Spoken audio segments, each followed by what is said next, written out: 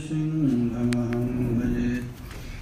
विश्वसर्गविसर्गादिन्नवलक्षणलक्षितं श्रीकृष्णाख्यं परं धामं जगद्धामनमामि तत्। जय श्रीरूप सनातन भट्ट रघुनाथ, श्रीजीव गोपाल भट्टदास रघुनाथ।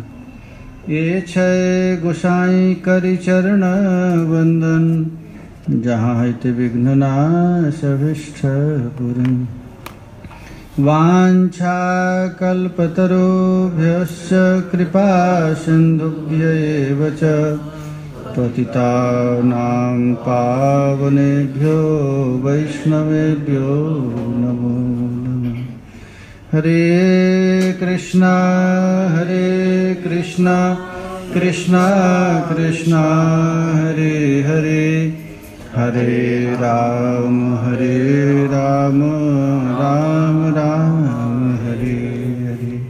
श्री कृष्ण चैतन्य महाप्रभु की, श्रीमद् नित्यानंद प्रभु की, श्री अद्वैत प्रभु की, श्री गदाधर प्राणनाथ की, श्रीवास पंडित की, सकल आचार्य चरण की, ब्रजरानी राधा रानी की, श्री लाडली लाल की, श्री प्रिया प्रियतम की। जय जय श्री राधे, जय जय श्री राधे, निताय गौर हरि।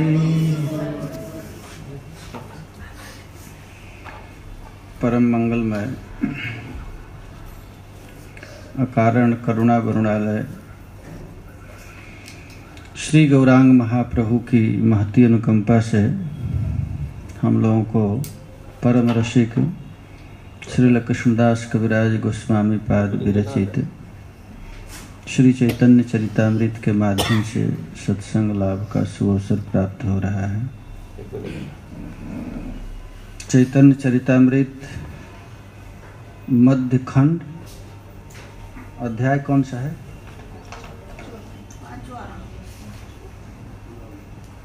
पांचवा ना? पांचवा पूरा हो गया।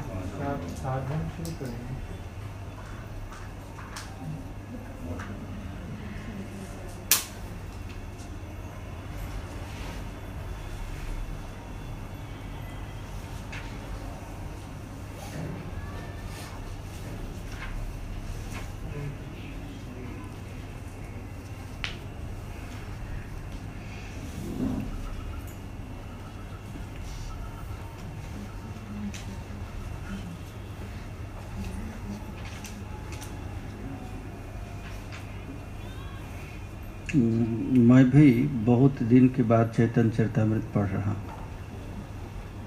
आप लोगों के माध्यम से अर्जुन हरि की प्रभु की कृपा हो गई। गौर चरित्र में बहुत पहले पढ़ा था, चैतन्य चरितामृत ऐसे बहुत।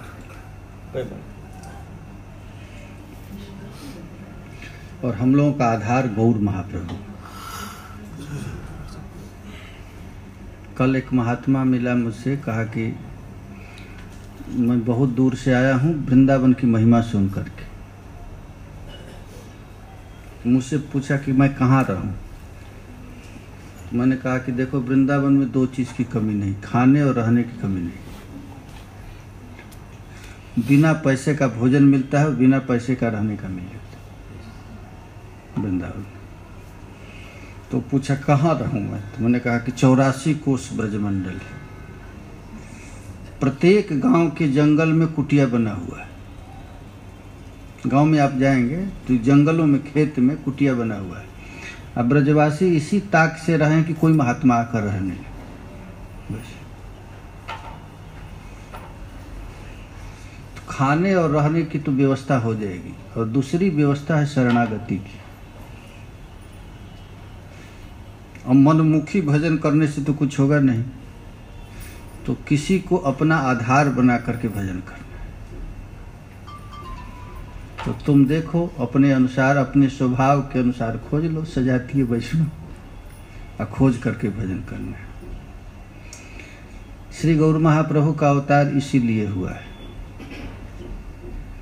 महाप्रभु के पहले भी बहुत लोग भजन करते थे, लेकिन किस रास्ता से कैसे भजन किया जाए और जीव का लक्ष्य क्या है। बड़े बड़े ज्ञानी सन्यासी, बड़े बड़े विद्वान बैठे हुए, लेकिन एक रास्ता पकड़ना, वही रास्ता दिखाने के लिए गौर का अवतार हुआ था महाप्रभु। प्रत्येक युग में भगवान का अवतार होता है, युग धर्म के प्रचार के लिए। कलयुग में रहने वाले प्राणी कैसे प्रभु को प्राप्त होवें, उसके लिए आधार केवल गौर महाप्रभु। बिना उनके शरण लिए कलिहत प्राणी पार नहीं हो सकता है। तो आप कहेंगे कि अन्य संप्रदाय वाले तो मानते नहीं, तो मानते हैं, सब मानते हैं गौर को। महाप्रभु के पहले केवल आराधना करते थे, लेकिन सभी संप्रदाय में नाम की निष्ठा गौर महाप्रभु ने दिया है। सभी संप्रदाय में जाएंगे तो नाम की जो निष्ठा मिला है, गौर महाप्रभु का अवतार हुआ तो सभी संप्रदाय के लोग उनसे आकर्षित हुए, सभी लोग। इसीलिए महाप्रभु ने एक माध्यम बनाया किसी के। कोई कहे कि हमारे गुरुदेव जी साक्षात कृष्ण से ही दीक्षा लिए हैं, तो समझना चाहिए वो दाम्भिक है।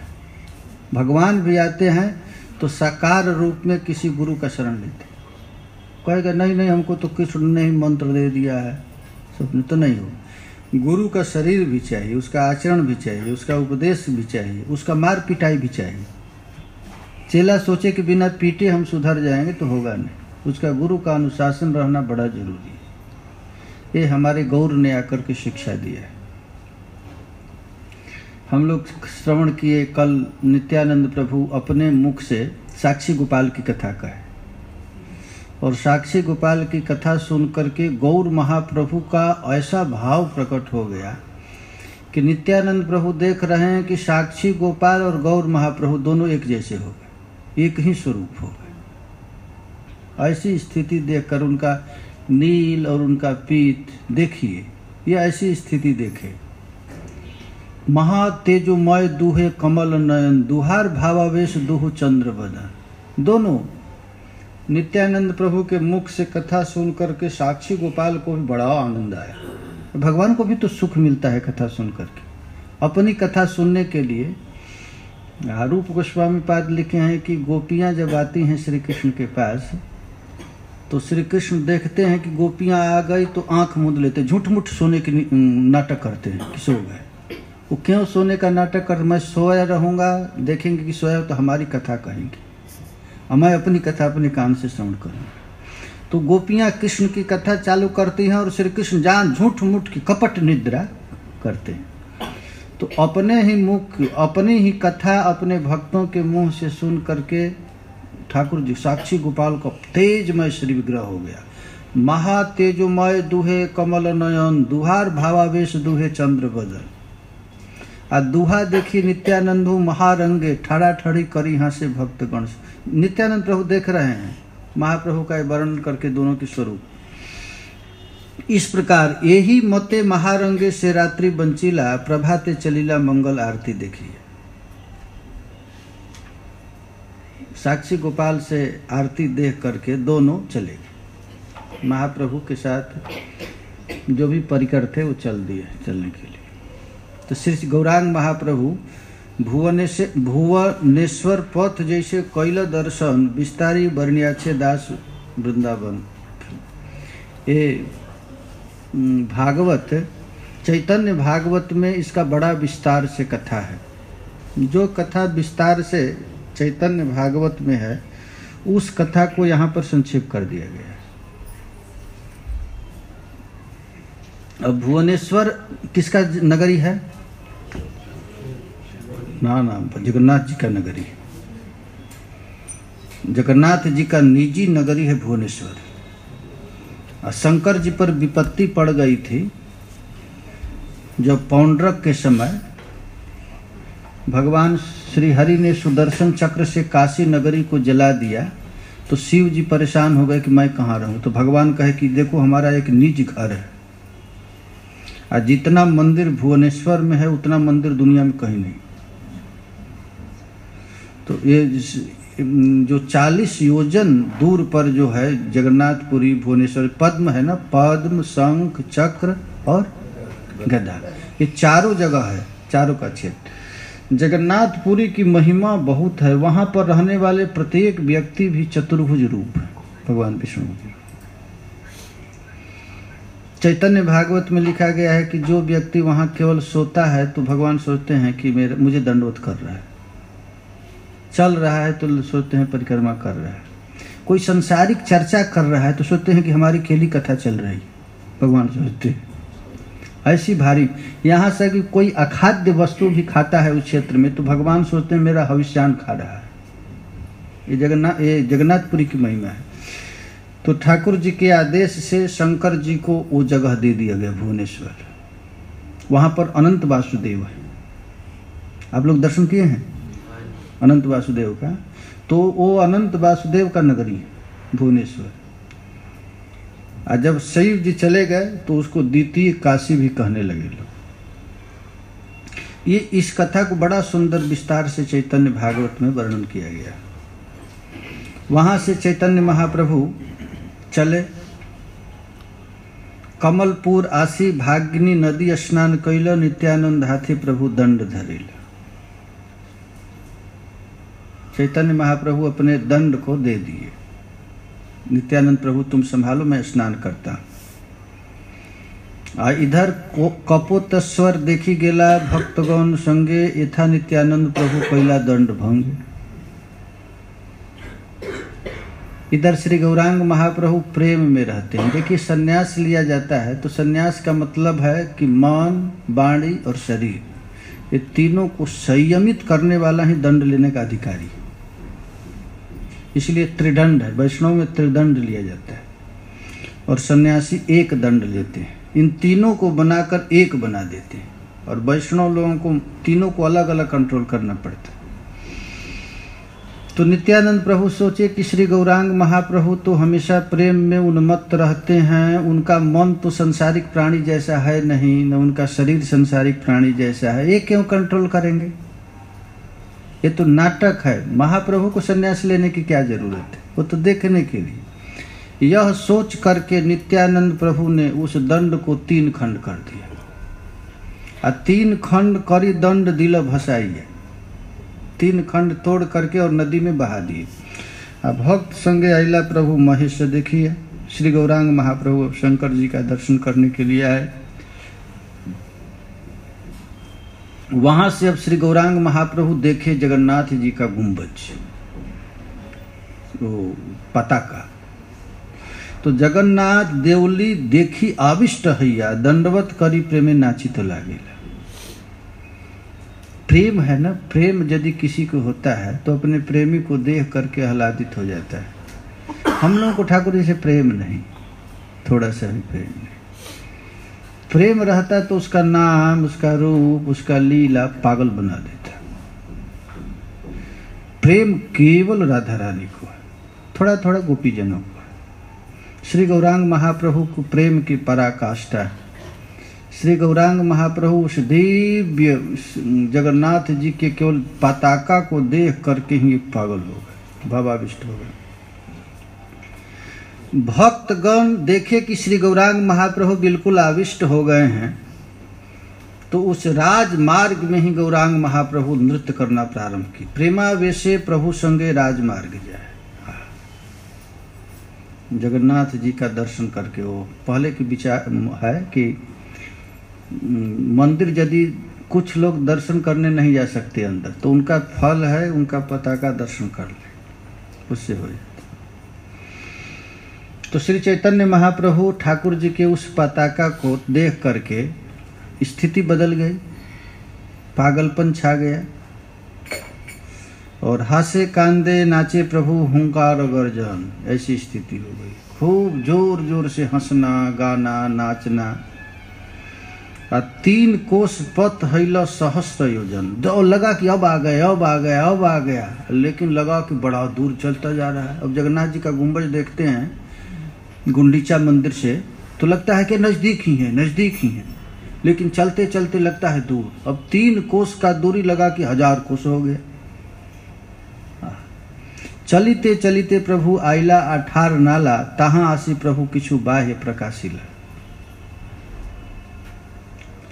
एक जगह है 18 नाला, देखें आप लोग, वहां पर जाकर के महाप्रभु को कुछ बाह्य हुआ। तो बाह्य में देखिए महाप्रभु की 3 दशा हमेशा है, बाह्य दशा, अंतर्दशा, अर्ध बाह्य दशा। ये 3 दशा में हमेशा रहते थे। या तो राधा भाव भावित रहते थे, और नहीं तो कृष्ण भाव भावित रहते थे, और नहीं तो दोनों के बीच में रहते थे, आधा आधा।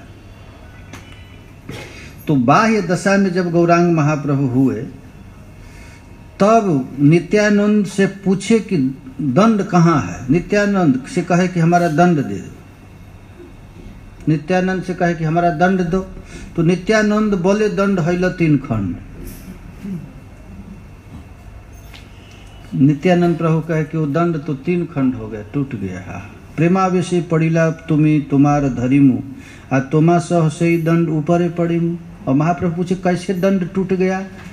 तो कहते कि आप तो प्रेमी हैं पागल जैसे, कब कहाँ गिर जाएंगे कोई था है नहीं, और आपके संभालने के लिए मैं भी पागल बन जाता।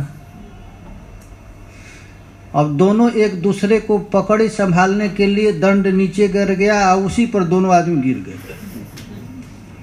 और 2 जनार भारे दंड खंड हैल, दोनों आदमी का भार से वो दंड हो गया, खंड टूट गया।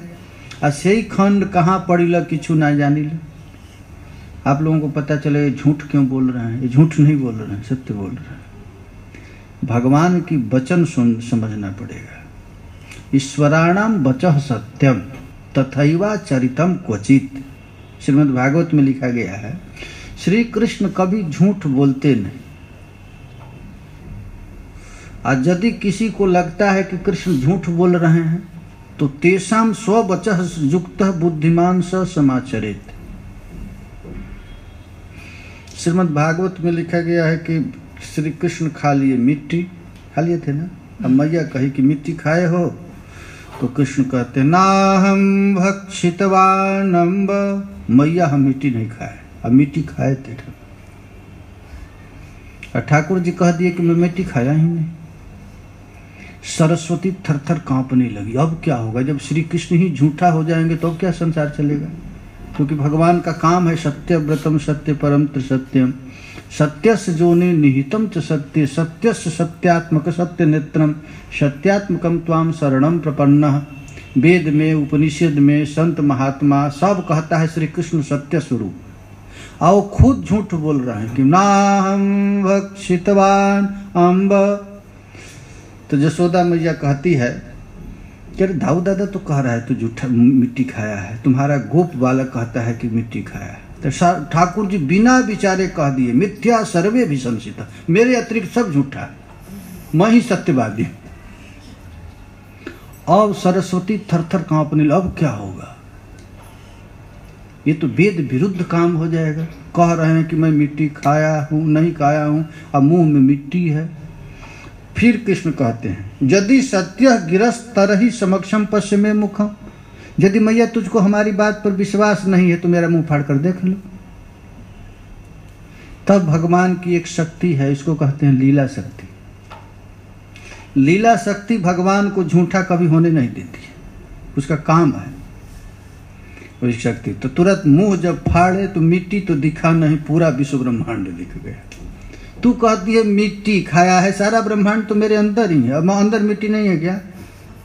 ठाकुर जब सब विश्व ब्रह्मांड ही अंदर है तो अंदर में मिट्टी भी तो होगा। देख देख, अब उसका बुद्धि पागल हो गया, आश्चर्यचकित हो गया। अब क्या होगा। ये ठाकुर जी की लीला है। अब नित्यानंद प्रभु कह रहे हैं सही खंड कहाँ पड़ीला किछु ना जानिला। अब खास फेंके मोर अपराधे तुम्हार दंड होइल खंड, जे उचित है मोर करतार दंड। अब नित्यानंद प्रभु कह रहे हैं कि मेरे अपराध के कारण ही वह दंड खंड हो गया। यदि कोई अपराध हो गया है तो उसको हमको दंड दे दीजिए, मैं दंड देने के लिए तैयार हूँ। सुनी किछु महाप्रभु दुख प्रकाशिल, आईसत क्रोध करी किछु कहिते लागिल। श्री गौरांग महाप्रभु सुन करके थोड़ा क्रोधित हुए और क्रोधित होकर के थोड़ा अब कहना प्रारंभ करे, बस बस अब तुम लोगों के साथ नहीं जाएंगे। घूर बाप हम तुम लोगों के साथ रह करके देख लिया, केवल हमारा व्रत को भंग करते हो। नीला चले आमी मोर सबे हित कैला, आ सबे दंड धन छीन तहाना रखिला। बहुत अच्छा किया तुम लोग, तुम्हारे लोगों की कृपा से मैं जगन्नाथपुरी आ गया, लेकिन हमारा सन्यासियों का सबसे बड़ा संपत्ति दंड है, उसी को तुमने नष्ट कर दिया। तुम ही सब आगे जा ईश्वर देखी थी, किमुआ आमी आगे जा ना जा सही थे। अब तुम लोगों के साथ में नहीं जाऊँ, या तो तुम लोग जाओ आगे, नहीं तो मैं जाऊंगा आगे, एक साथ नहीं जाएंगे। देखिए लीला है महाप्रभु की।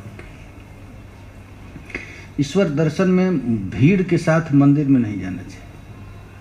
लोग सोचेंगे उसका भी दर्शन, हमारा जो भाव है गड़बड़ा जाएगा। इसलिए श्री गौरांग महाप्रभु कहे या तो तुम लोग आगे जाओ, नहीं तो मैं पीछे आगे जाऊंगा।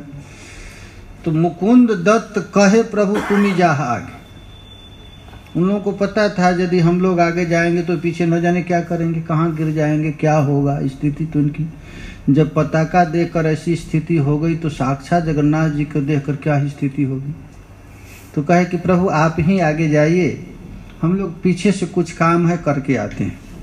एक सुनी प्रभु आगे चलिला शीघ्र गति, बुझिते न पारे के दुई प्रभुर मतिया।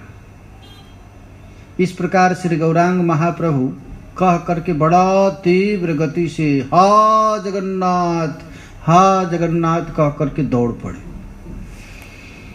कृष्णदास कविराज गोस्वामी पाद कह रहे हैं कि हमको समझ में नहीं आ रहा है दोनों प्रभुओं की रीति, नित्यानंद प्रभु और महाप्रभु की। इहा केन दंड भांगे तेहो केन भंगाय, भांगिया क्रोध तेहो इहा के दोषाय।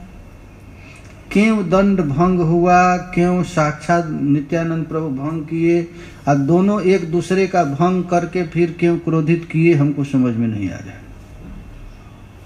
कृष्णदास कविराज गोस्वामी पाद कह रहे हैं दंड भंग लीलाई परम गंभीर, से बुझे दुहार पति जार भक्ति धीर। इसके श्लोक के इस तैयार की टीका में बहुत आचार्य लोग कुछ कुछ अपना भाव दिए हैं। फिर कृष्णदास कविराज गोस्वामी कहते हैं कि ये लीला कोई समझ नहीं सकता, जब तक गौर चरण में रति नहीं होगी तब तक ये लीला समझ में नहीं आएगा। महाप्रभु कौन सी लीला किस लिए करना चाहते हैं, ये केवल वही जानते हैं। श्री कृष्ण का किस लिए अवतार हुआ है, श्री कृष्ण क्या करना चाहते हैं, ये केवल उन्हीं की कृपा से कोई जान सकता है। श्री जीव गोस्वामी पाद कहते हैं कि मैं भागवत की टीका लिखने जा रहा हूँ, और हमारी बुद्धि कहाँ की भागवत की टीका लिख दूँ, वो जब तक कृपा नहीं करेंगे तब तक संभव नहीं है। तो ब्रह्मण्य देव गोपालेर महिमा ये धन, नित्यानंद वक्ता जार श्रोता श्री चैतन्य। श्रद्धा युक्त हैया इहा जय जौन, सुने जय जौन अचिरे मिलय तार गोपाल चरण। श्री रूप रघुनाथ पदे जार यास, चैतन्य चरितामृत कहे कृष्णदास। ये हम लोग पांचवा अध्याय, कल का जो लीला था थोड़ा सा रह गया था, दंड भंग लीला। इस प्रकार कृष्णदास कविराज गोस्वामी रूप सनातन के चरण कमल पर अनुगत होकर के श्री कृष्ण चैतन्य महाप्रभु की लीला अब कहना प्रारंभ करते हैं। अब पांचवा अध्याय, छठा अध्याय ना, षष्ठम अध्याय। इस अध्याय में सार्वभौम के ऊपर प्रभु की कृपा इस अध्याय में वर्णन किया गया। नौमी तम गौरचंदम जह कुतर्कम कर्कशाशयम, सार्वभौम सर्वभूमा भक्ति भूमान्यमाचरयत्। कहते हैं कि हम श्री गौरांग महाप्रभु के चरण कमल में नमस्कार करता हूँ। कौन भगवान, कौन चैतन्य महाप्रभु, जिन्होंने सारे कुतर्क के आगार, कुतर्क कर का साशय, कौन था कुतर्क के सागर, वो सार्वभौम। वो सार्वभौम कौन है, तो सर्वभूमा, इस पृथ्वी पर सबसे बड़े विद्वान थे सार्वभौम भट्टाचार्य, साक्षात बृहस्पति के अवतार थे। उनको भक्ति भूमा ने आचर्यत, उनको भगवत भक्ति में लगा दी। देखो भाई, मूर्ख भजन करे कोई बात नहीं, लेकिन विद्वान भजन करने लगे ये बड़ा भगवान की माया सबसे अधिक पकड़ती है विद्वानों पर।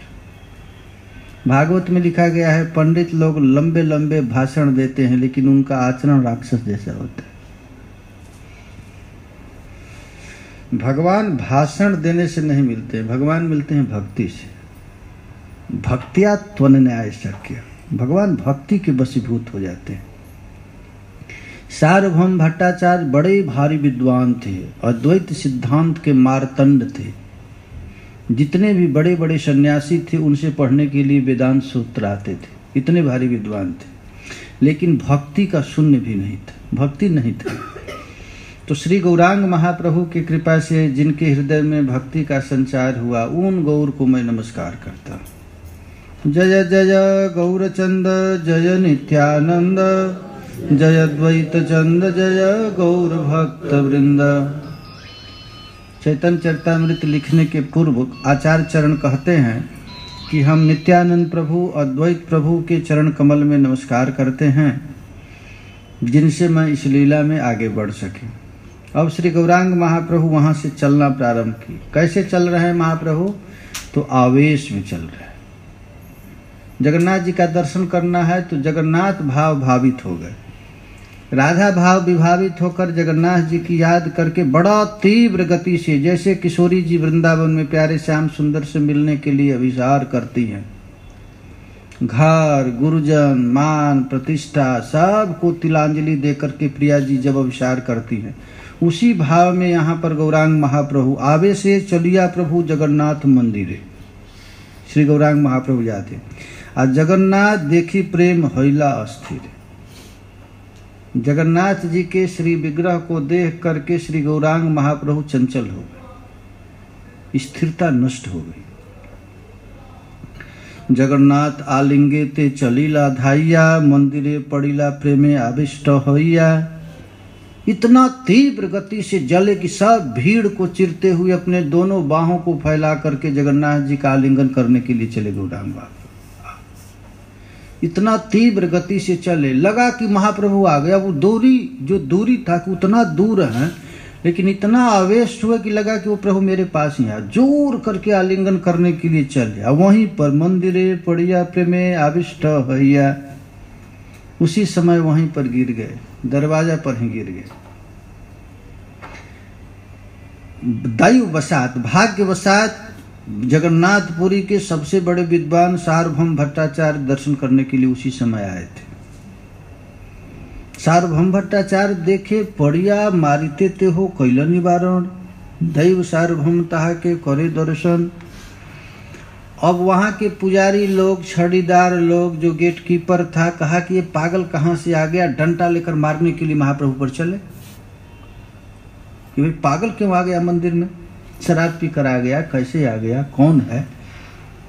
आकर के बेहोश होकर के गिर गए महाप्रभु। तो सार्वभौम उसको पड़िया छे मारते ते हो कैल निवारण, मारने से रोक दिए। महाप्रभु के इस दिव्य सौंदर्य को देख करके, इनका दिव्य प्रेम को देखे सार्वभौम भट्टाचार्य तो बड़ा भारी आश्चर्यचकित। विद्वान तो थे ही, पंडित थे, जानते थे महापुरुष का लक्षण। महाराज बड़े बड़े विद्वान हैं तो शरीर देखकर पता चल जाता है कि वो कहाँ से आया है। देखिए, एक शरीर से पता चल जाता है कि किस जोनी से आया, फिर मरने के बाद कहाँ जाएगा। 3 जन्म इसी शरीर से पता चल जाता है। जैसा हम कर्म किए हैं वैसा ही आपके पास नाक है, कान है, मुंह है, हाथ है, पैर है, आपका माँ है, आपका बाप है, आपके कर्मानुसार ही ये सब मिला हुआ है। और जैसा जैसा आप कर्म करेंगे वैसा एक शरीर तैयार हो रहा है। देखिए, जैसा कर्म किए वैसा मिल गया, और फिर जैसा हम कर्म करें एक शरीर तैयार हो रहा है। और जिस दिन ये शरीर ढहेगा, गिरेगा, उस शरीर में प्रवेश कर जाएंगे।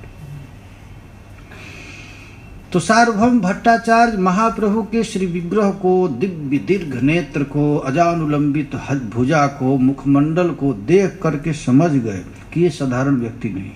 विद्वान तो थे, तुरंत समझ गए।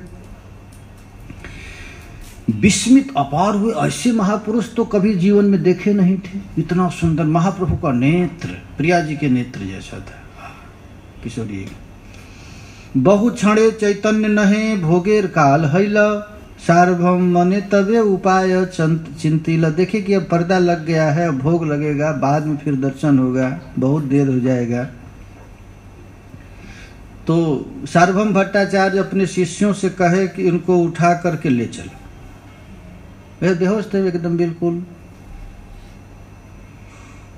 यहां तक कि रुई लेकर देखे कि प्राण चल रहा है कि नहीं। तुम्हारा ये 10वीं दशा है, प्रेम में 10वीं दशा है। 10वीं दशा माने मृत्यु हो जाना। प्रेमी मर जाता है और मर करके फिर जी जाता है, ये प्रेमी का जो। तो 10वीं दशा इस पृथ्वी में किसी का होता नहीं। मर कर जीता कोई नहीं, लेकिन 3 आदमी मर कर जी जाते हैं। एक केवल राधा रानी में ऐसा होता है। राधा रानी में होता है, श्री कृष्ण में होता है, और यहाँ गौर महाप्रभु में। आज तक मादनाख्य महाभाव किसी में हुआ नहीं। मरण 10वीं दशा किसी को प्राप्त नहीं होती।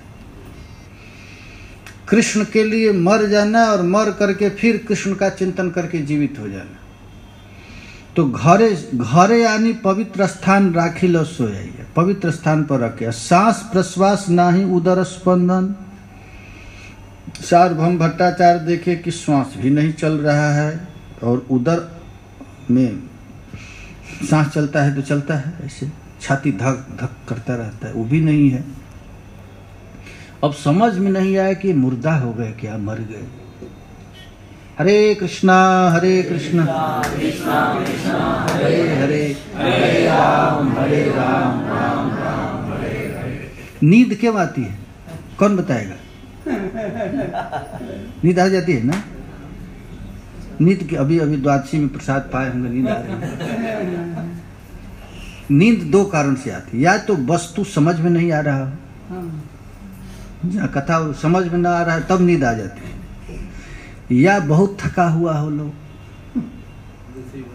हाँ, दूसरी बात और भी सामने सो रहे हैं। हरे कृष्णा कृष्णा कृष्णा हरे हरे, हरे राम राम राम हरे हरे। तो सूक्ष्म रुई से लेकर के नाक पर रखे तो देखे थोड़ा थोड़ा स्पंदन हो रहा है। ईसत चलय तुला देखी धैर्य हईल। वो सोचे भट्टाचार्य की तो शरीर छूट गए, मर गए, लेकिन रुई से परीक्षा लिए तो वो बड़ा सूक्ष्म धीरे धीरे चल रहा था।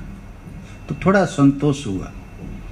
बसी भट्टाचार्य मने करे न विचार, यही कृष्ण महाप्रेम सात्विक विकार।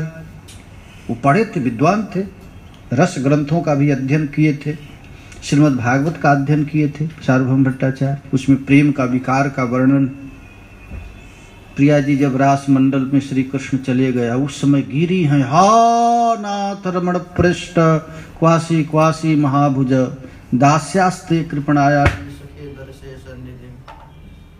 इस प्रकार कह करके जब प्रिया जी गिरी हैं तो उस समय मरणी दशा 10वीं दशा हो गया। हरे कृष्णा कृष्णा कृष्णा हरे हरे, हरे राम राम राम हरे हरे। अच्छा, संसार में भी होता है ना, स्त्री जब पति पत्नी रूठ जाते हैं, नकली प्रेम में होगा, असली मर। ऐसा कभी संसार में होता है कि नहीं? स्त्रियां नाटक तो कर लेती होंगी कि मर गए, पुरुष भी नाटक कर लेता है, लेकिन प्रेम में सचमुच है, रियल हकीकी प्रेम है ना। खैर उसी प्रेम का प्रतिबिंब इस संसार में पड़ा है। प्रेम तो एक ही है, संसार का जो प्रेम है तो वही श्री कृष्ण से प्रेम करने के लिए ये प्रेम है, लेकिन ये नकली है, इसीलिए नकली तक सीमित रह जाता है। किसी महापुरुष को दिव्य प्रेम विश्व शरीर में भी प्रकट हो जाता है, जैसे अभी हम लोग सुने माधवेंद्रपुरी का हो गया। तो श्री गौरांग महाप्रभु के दिव्य शरीर में सार्वभौम भट्टाचार्य ने इस दिव्य प्रेम को देखा, जो केवल पढ़े थे लेकिन आज तक देखे नहीं थे। ये उद्दीप्त सात्विक यही नाम जे प्रलय नित्य सिद्ध भक्ति जे सुदीप्त भाव है। ये जो भाव सुदीप्त जो भाव है, अष्ट सात्विक विकार है, वो केवल महापुरुष के अंदर हो सकता है। और जो महाप्रभु के शरीर में हुआ है, महापुरुष के शरीर में भी नहीं हो सकता है, चैतन्य महाप्रभु के शरीर। क्योंकि सुदीप्त महाभाव से एक महाभाव अधिरूढ़ महाभाव, मोदन मादन अधिरूढ़, ये जो महाभाव है, तो सभी तो संभव है नहीं। तो अधिरूढ़ भाव जार तार ए विकार, मनुष्य देह देखी ये बड़ा चमत्कार। सार्वभौम भट्टाचार्य को बड़ा विस्मय हुआ कि मैं तो शास्त्र में पढ़ा हूँ, पुराण में पढ़ा हूँ कि अधिरूढ़ महाभाव केवल भगवान में या राधा रानी में होता है, लेकिन एक साधारण मनुष्य में कैसे हो गया। वो महाप्रभु को एक साधारण मनुष्य समझते थे। कहे कि मनुष्य देह देखी बड़ा चमत्कार। ये साधारण एक जीव के हृदय में ऐसा दिव्य चमत्कार हो गया है। एत चिंती भट्टाचार्य आछे न बसिया, बड़ा कष्ट में थे कि ऐसा कैसे हो गया, ये शास्त्र ही झूठा हो गया क्या। मनुष्य के शरीर में उद्दीप्त अधिरूढ़ महाभाव कैसे प्रकट हो गया। उसी समय नित्यानंद आदि सिंह द्वारे मिलिल आसी, उसी समय नित्यानंद प्रभु सिंह द्वार पर आए और सबसे खोजते रहे महाप्रभु की। एक पागल सन्यासी देखे, उसमें तो पहले आए होंगे, लाल कपड़ा पहना थे, पागल जैसे ऐसे करते होंगे, देखे हैं आप क्या। तो ताहा सुने लोग कहे अन्योन्य बात। एक सन्यासी आज सी देखी जगन्नाथ, हाँ देखे, एक दूसरे से कहे। एक सन्यासी आया था जगन्नाथ जी को देखने के। देखो भाई, भगवान को समझना बड़ा कठिन है। जय जाने से देह जनाई, जानत तुम ही हो जाए। भगवान को कोई समझ नहीं सकता है। साक्षात श्री कृष्ण यहाँ आ जाए तो कोई अपने बुद्धि से सोचे कि भगवान है, नहीं समझ। जब तक वो न चाहे तब तक उनको कोई समझ नहीं सकता है। ये भगवान की ऐसी स्थिति है। वाह भाई। हरे कृष्णा कृष्ण कृष्ण हरे हरे, हरे राम राम राम हरे हरे, हरे कृष्ण कृष्ण कृष्ण हरे हरे, हरे हरे राम राम हरे हरे। तो नित्यानंद प्रभु आए और नित्यानंद प्रभु आकर के देखे।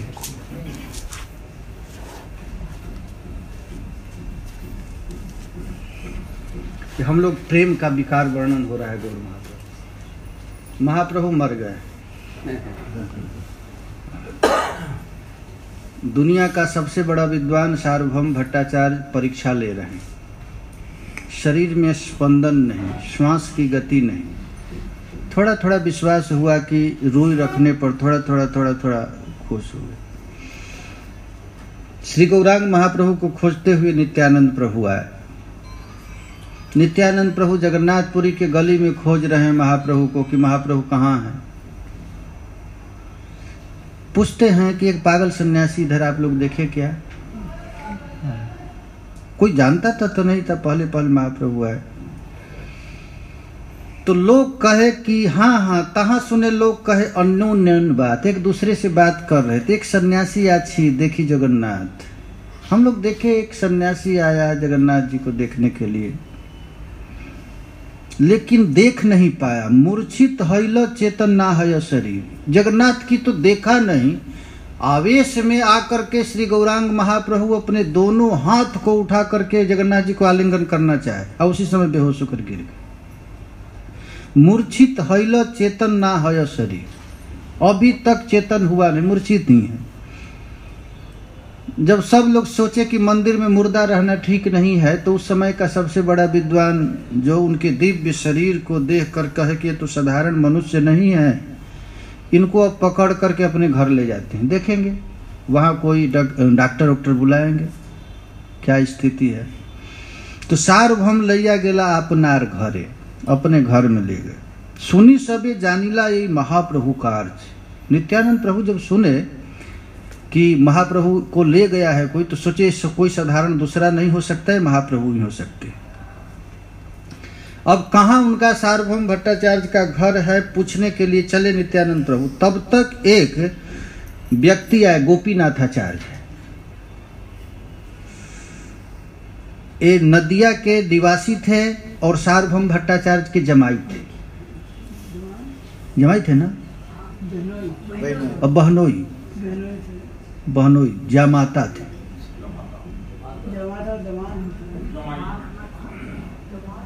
क्या जामाता थे ना? अच्छा, नदिया निवासी विशारदेर जामाता, अच्छा उनके जमाता थे। किनके?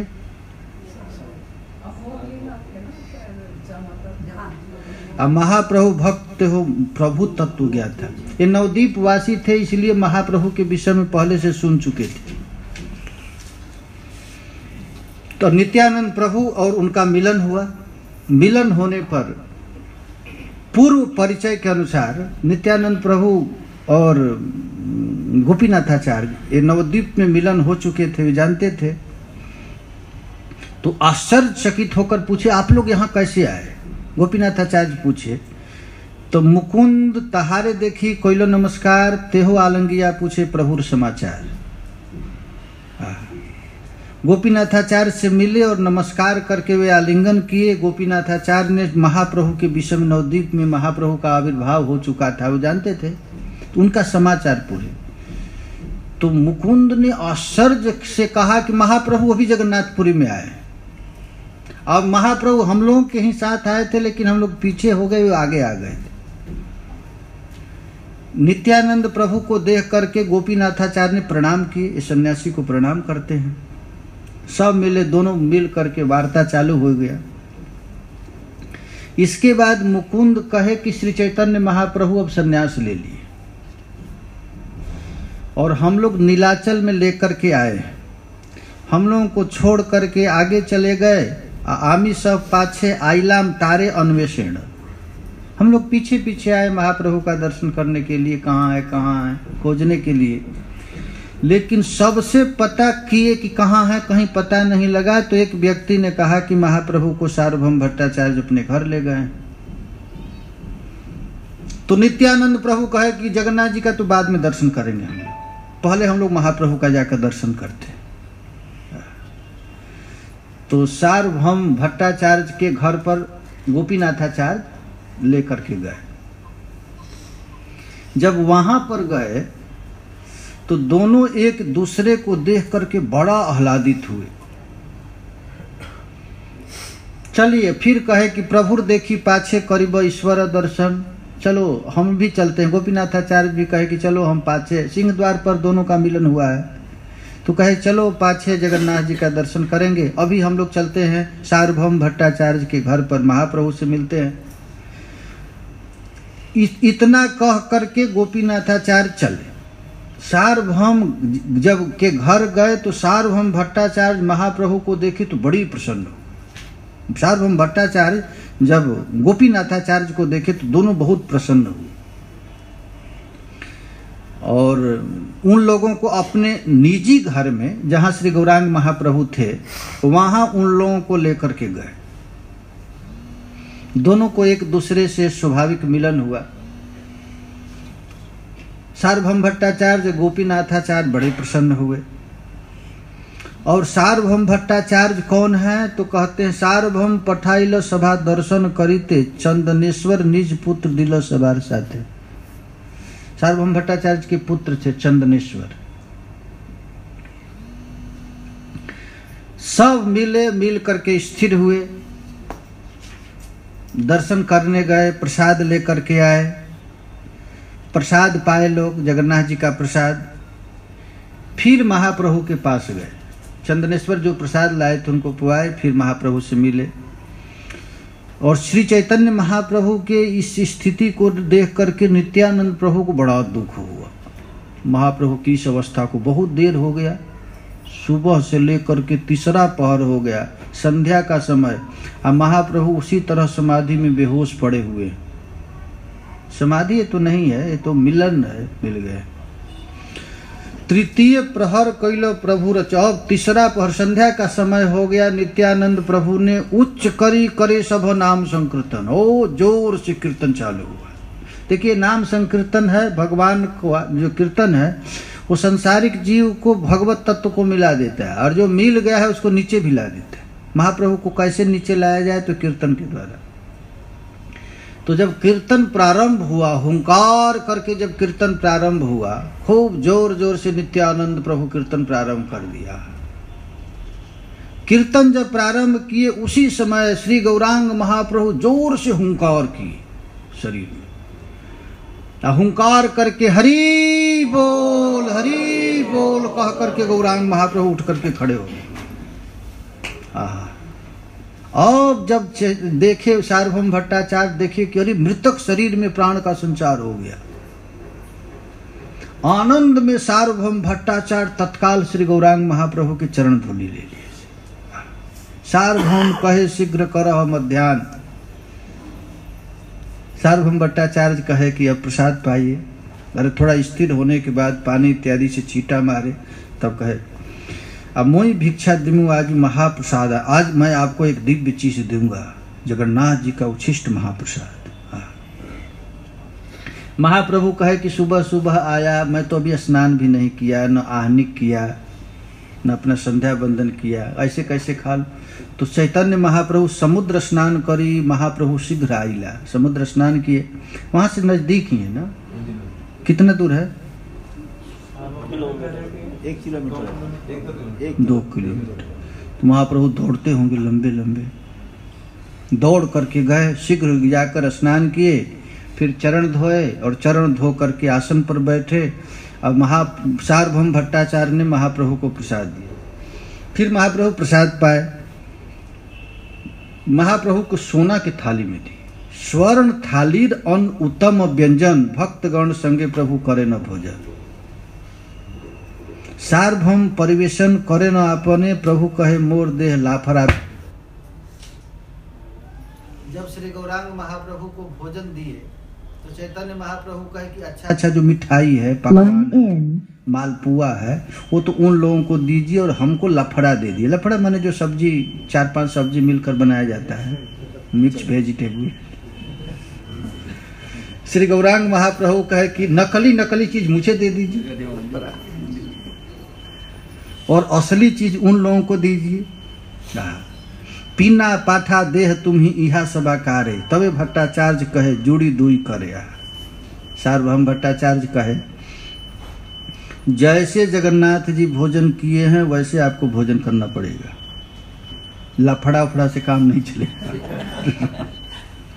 आज महाप्रभु का प्रसाद का स्वादन कीजिए। देखिए दुनिया में प्रसाद केवल एक ही जगह होता है और कहीं होता नहीं, केवल जगन्नाथ जी का प्रसाद। पद्म पुराण में लिखा गया है कि जगन्नाथ का प्रसाद, जगन्नाथ जी का जो प्रसाद है और वृंदावन का रज और गंगा जी का जल है, ये तीनों गोलोक से डायरेक्ट आया है इस पृथ्वी पर। जगन्नाथ जी के प्रसाद की बहुत भारी महिमा है। इस प्रकार श्री गौरांग महाप्रभु को जितना भी दिव्य प्रसाद था उस सब दिव्य प्रसाद को दिया गया और एक एक वस्तु लेकर के, जैसे सार्वभौम, जैसे अद्वैताचार्य खिलाए थे महाप्रभु को, वैसे यहाँ पर सार्वभौम भट्टाचार्य खिला रहे। अब महाप्रभु अपना कृपा दे रहे। देखिए, क्योंकि सबको मंजरी भाव देना है, गौर महाप्रभु का अवतार है। प्रिया जी, प्रियालाल दोनों खा रहे हैं जिसके हाथ से, तो साधारण नहीं। आज बृहस्पति को भी मंजरी भाव देने के लिए गौर महाप्रभु आए, इतने भारी विद्वान को। सार्वभौम भट्टाचार्य कौन थे? बृहस्पति के अवतार थे। इसके बाद प्रभुर निकट आइला भोजन करिया, नमो नारायण कली बल नमस्कार, कृष्णे मति रस्तु बलि गोसाई कहिला। सार्वभौम भट्टाचार्य सन्यासियों को देखकर कैसे प्रणाम किए? ओम नमो नारायण। अभी भी आप जाएंगे हरिद्वार में, बनारस में, तो सन्यासी मिलते हैं तो क्या करते हैं? ओम नमो नारायण, नमो नारायण ऐसे करते। तो श्री गौरांग सन्यासी भी कहता है, जब दूसरा कोई नमो नारायण कहता है तो सन्यासी भी कहते हैं नमो नारायण। माने तुम भी नारायण हो, मैं भी नारायण हूं। इस कहने का यह है, मैं तुझको प्रणाम नहीं करना हूं, तुम्हारे हृदय में नारायण को करना। जब श्री गौरांग महाप्रभु को ऐसे कहे नमो नारायण, तो श्री चैतन्य महाप्रभु कृष्णे मतिरस्तु बलि गोसाई कहिला, ये कहे कि कृष्णे मतिरस्तु सुनी सार्वभौम मनि विचार कलिला, वैष्णव सन्यासी हो बचने जानीला। ये तो लगता है सन्यासी नहीं है, वैष्णव सन्यासी। ये कृष्णे मतिरस्तु ऐसे क्यों कह रहे हैं? गोपीनाथ आचार्य कहे सार्वभौम गोसाई जानीते चाही कहाँ पूर्वाश्रम। हाँ, गोपीनाथ आचार्य से सार्वभौम भट्टाचार्य कहे कि सन्यासी कहाँ से, कहाँ इसका पूर्वाश्रम कहाँ है, कैसे आए, कौन है, थोड़ा परिचय बता दो। तो गोपीनाथ कहते हैं इनका नवद्वीप में घर है। जगन्नाथ जो मिश्र पुरंदर हैं, जगन्नाथ मिश्र, उनके ये बेटे गोपीनाथ आचार्य कह रहे हैं। और इनका बचपन का नाम है विश्वम्भर, और ये नीलांबर चक्रवर्ती के नाती हैं। नीलांबर चक्रवर्ती बहुत भारी विद्वान थे। तो सार्वभौम भट्टाचार्य कहे कि अरे नीलांबर चक्रवर्ती को तो मैं जानता हूँ, वो तो बड़े भारी विद्वान थे, उनकी ख्याति बहुत थी। देखो, श्री गौरांग महाप्रभु को सर्वप्रथम नीलांबर चक्रवर्ती ही जब कुंडली देखे तो कहे कि साधारण व्यक्ति नहीं, लक्षण दे। तब मिल गए सार्वभौम भट्टाचार्य और नीलांबर चक्रवर्ती समकक्ष थे। तब प्रणाम की, नदिया संबंधे सार्वभौम हृष्ट हैला, प्रीति हैला गोसाई कहिते लगीला। हाँ, ये तो हमारे घर का है, हमारे खानदान का है, कहने लगे। लेकिन बड़ा दुख की बात है, असमय में संन्यास ले लिया है। 24 वर्ष की अवस्था में संन्यास ले लिए। अभी तो 24 वर्ष में विवाह करते हैं लोग ना, महाप्रभु संन्यास ले लिए 24 वर्ष की अवस्था। तो सुनी महाप्रभु कैला विष्णु स्मर, कहे कि अरे तुम तो हमारा संबंध हो गया, अतः ये हऊ तुम्हार आमी निज दास। तो महाप्रभु ने विष्णु स्मरण की, हमारा दास कहे, इसलिए भट्टाचार्य कहे किछु विनय। भट्टाचार्य जी अब कुछ कहते हैं। अब बच्चा असमय में कोई संन्यास ले लिया तो संभालना साधु का काम है। सार्वभौम भट्टाचार्य सोचे कि असमय में संन्यास ले लिया है, अब तुम, महाप्रभु कहे कि देखिए मैं छोटा बालक हूँ और आप सन्यासियों को पढ़ाने लिखाने वाले हैं, अब मैं आपका आश्रय लेता हूँ। देखो भाई, आश्रय करिया भजे तहाँ कृष्ण नाही ताजे। मनोन्मुखी भजन करने से भगवान प्रसन्न नहीं होते। किसी महत् पुरुष के शरण लेकर यदि कोई भजन करता है तो भगवान की बहुत जल्दी कृपा हो जाती है। तो श्री महाप्रभु कहे कि आमी बालक सन्यासी भाल मंद नहीं जानी। मैं सन्यासी हूँ, अच्छा बुरा कुछ जानता नहीं, आपका मैं आश्रय ले लिया हूँ, गुरु करके मानता हूँ। लगता है कि तुम्हारे दर्शन के लिए ही मेरा यहाँ पर आगमन हुआ है। अब सब प्रकार से आपको हमारा पालन पोषण करना पड़ेगा। देखो भाई, रोटी दाल खिलाना ही पालन पोषण करना नहीं है, उसके विचार के गुत्थी को समझाना सबसे बड़ा लालन पालन करना हुआ। इसलिए गुरु ही सबसे बड़ा आश्रयदाता, माता पिता है, उसके विचार को देखता है। आजी जे हैला अमार बड़ ही विपत्ति, तहाँ हैले हैते कैला तुम्ही अमार अव्याही थी। श्री गौरांग महाप्रभु कहे कि आज हमसे बहुत बड़ा खराब काम हो गया, आप यदि नहीं रहते तो मैं मर गया होता। आज मैं श्री जगन्नाथ जी को देख करके हमारी स्थिति गड़बड़ा गई, बेहोश होकर के गिर गया। तो भट्टाचार्य कहे एकले तुमी ना जाइए दर्शने, हमारे संगे जावे कि हमारे लोग संगे। भट्टाचार्य कहे कि अब दोबारा अकेले कभी जगन्नाथ जी में मत जाओ। जगन्नाथ जी को देख करके श्री महाप्रभु के शरीर कांपने लगता था, श्वेत कंप अश्रु पुलक वैवर्ण महाभाव की स्थिति हो जाती, अंत में 10वीं दशा मृत्यु हो जाती थी। तो जान गए कि ये साधारण व्यक्ति नहीं है, इनमें अष्ट सात्विक विकार और प्रेम का महादशा हमेशा चढ़ा रहता है। तो सार्वभौम भट्टाचार्य कहे कि आप कभी भी मंदिर दर्शन करने के लिए अकेले मत जाइए, या तो हमारे साथ जाइए या हमारे चेलों के साथ जाइए। तो श्री चैतन्य महाप्रभु कहे ठीक है। गोपीनाथ प्रभु कहे कि ठीक है, मैं आज से मंदिर में नहीं जाऊंगा। महाप्रभु मना कर दी, मैं मंदिर में नहीं, मैं मंदिर से दूर गरुड़ स्तंभ पर खड़ा होकर ही दर्शन करूंगा। श्री चैतन्य महाप्रभु मंदिर से दूर जो गरुड़ स्तंभ है, गरुड़ स्तंभ कहाँ है? बिल्कुल नीचे दीवार के पास, बिल्कुल वहीं से रहकर। आज भी गौर महाप्रभु का हाथ का चिन्ह है, पैर का चिन्ह है। उनके आंख से इतना आंसू गिरता था कि गड्ढा हो जाता था, वो जगह है। आमार मातृ स्वसा गृह निर्जन स्थान, तहां बसा देह कर सर्व समाधान। मैं तुझको एक स्थान, एकांत स्थान दूंगा। देखो भाई, सत्संग इत्यादि तो भीड़ में हो सकता है, लेकिन भजन तो एकांतिक चीज है। हम किस चीज का चिंतन, कैसे भगवान का चिंतन करता हूं, दूसरा कोई कैसे करेगा, इसलिए तो गड़बड़ होगा। तो महाप्रभु कहे कि ठीक है, एकांत में हम आपको स्थान दे देंगे। गोपीनाथाचार्य ने उनको स्थान भी दे दिया, और साधु के पास तो कुछ था नहीं, तो जल कमंडलू इत्यादि भी दे दिए, लीजिए। इसके बाद श्री चैतन्य महाप्रभु शयन किए। अब देखिए, महाप्रभु सार्वभौम भट्टाचार्य के पास आए और कुछ बोल रहे हैं, विनीत भाव से गौरांग महाप्रभु बोल रहे हैं। सार्वभौम भट्टाचार्य कहे कि तुम्हारी अवस्था देख करके बड़ा प्रेम उमड़ रहा है, कुछ मैं बताऊं।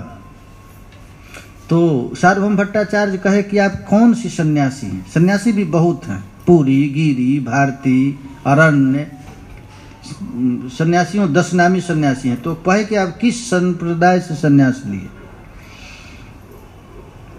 तो गोपीनाथ कहे कि इनका सन्यास का दीक्षा हुआ, पहले नाम था विश्वंभर, अभी दीक्षा हुआ तो इनका नाम पड़ गया श्री कृष्ण चैतन्य, और इनके गुरु हुए केशव भारती। तो सार्वभौम भट्टाचार्य कहे कि हीन संप्रदाय से दीक्षा क्यों ली? ये भारती जो संप्रदाय है वो छोटा संप्रदाय है, तो ऐसे हीन संप्रदाय से क्यों दीक्षा लिए? तो ये कहे कि ये भगवान हैं, इनको छोट बड़ में कोई भेदभाव नहीं दिखता है, अतएव बड़ संप्रदाय नहीं का उपेक्षा, बड़े संप्रदाय में ही रहे, इसका कोई उपेक्षा नहीं।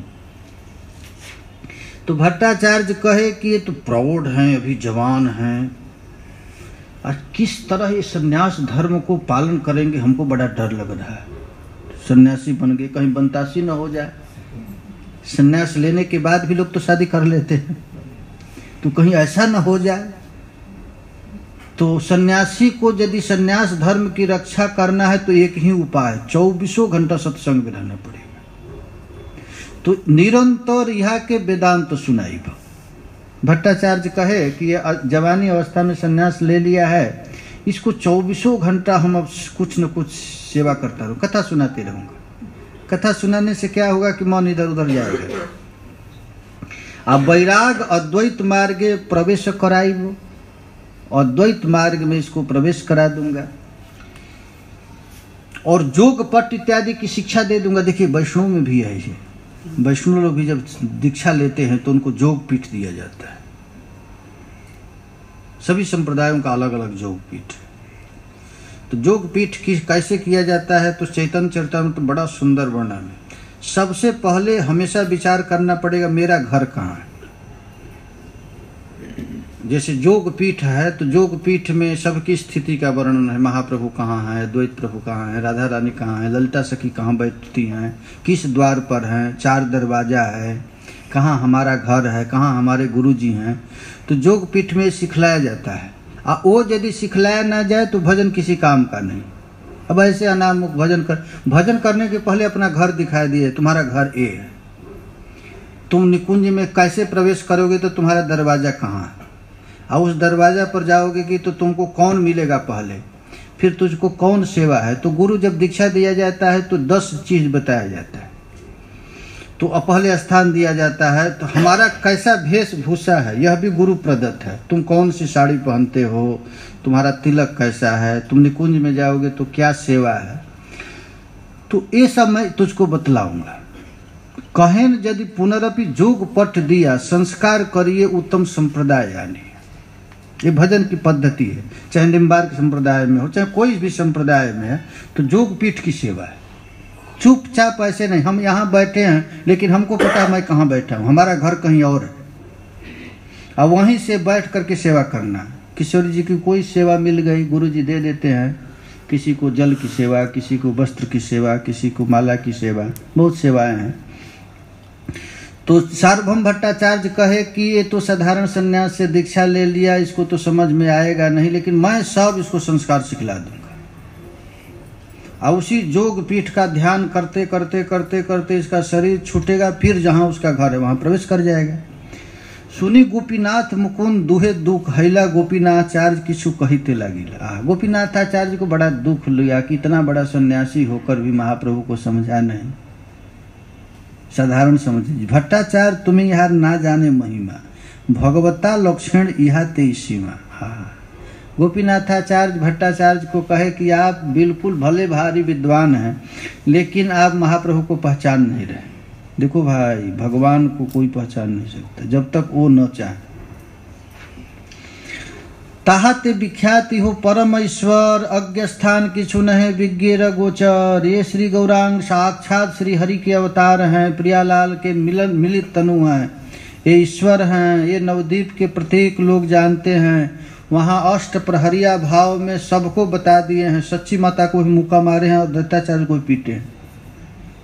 वह द्वैताचार्य बड़े भारी विद्वान तो उसको भी पीट दिए, और सच्ची माता खुद माँ थी फिर भी अपराध लग गया था। वैष्णव अपराध लग जाने पर माँ हो या बाप हो उद्धार नहीं होगा। देखिए देवकी है ना, देवकी सब लोग द्वारिका में सब श्री कृष्ण के पास आते थे, नारद भी आते थे, सब ऋषि महर्षि कहते थे भगवान है। देवकी समझती नहीं थी ये भगवान है, ये हमारा बेटा है। देवकी को भी अंत में एक दिन देवकी कहे कि आप भगवान हो। भगवान देखिए भगवान की माया कितनी प्रबल है, माँ बाप को भी नहीं छोड़ता। तो भगवान हंसने लगे। तो देवकी कही यदि सचमुच आप भगवान हैं तो हमारे 6 लड़के मर गए तो उनको बुला देंगे। देखिए माया, मोह, भगवान के माँ बाप को भी मोह नहीं जाता है। तब भगवान कहे कि हम उपदेश देंगे तो कहेंगे हमारा लड़का है, क्या उपदेश देगा। तब वसुदेव जी को कहे कि नारद जी से तो शिक्षा ले लो। तब आप लोग एकादश स्कंद में देखेंगे नारद जी किसको दे रहे हैं शिक्षा, वसुदेव जी को। और नारद जी कहे कि हम कहेंगे तो नहीं समझ में आएगा, यही समझ में आएगा, ये तो हमारे लड़के का दीवाना है, क्या बताएगा। तब कहे कि अरे देखो जो मैं कथा सुना रहा हूँ, यह कथा एक बार 9 जोगेश्वरों ने सुनाया था। किसको? निमि महाराज को। तो कथा रिले किए। तो यहाँ गोपीनाथाचार्य कहते हैं सार्वभौम भट्टाचार्य भले विद्वान हो, लेकिन भगवान को पहचानना बड़ा कठिन है, कोई पहचान नहीं सकता है। शिष्य गौण कहे ईश्वर कह के न प्रमाणे, आचार्य कहे विज्ञ मत ईश्वर लक्षण। कहे कि भाई कैसे पता है कि ये भगवान है, भगवान का कुछ लक्षण बताइए। तो शास्त्र में तो बहुत भारी लक्षण है। तो ईश्वर तत्व साधी अनुमानी, आचार्य कहे अनुमान नहीं ईश्वर ज्ञान। शास्त्र में लिखा गया अनुमान से पता चलता है कि ये भगवान है। तो अनुमान से भगवान को कैसे पता चलेगा?